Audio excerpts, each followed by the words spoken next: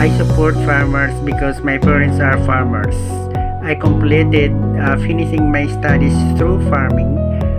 From my family's experience, I understand the hardships faced by farmers.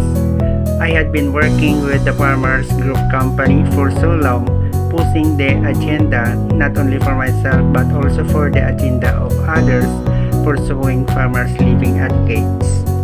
Kailangan natin na magkaroon ng isang programa na tumutulong sa farmers natin na magkaroon sila ng pension. Government Pension Plan Program, sana ma-implement ng mga organisasyon natin para matulungan ang ating mga farmers.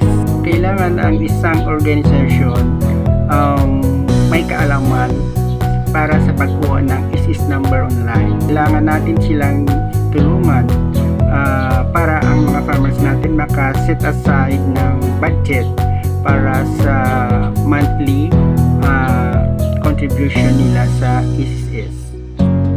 Dito sa organisasyon namin, kami ay nag-offer ng charge to crop para sa remittances nila sa ISIS. Kung ikaw isang farmers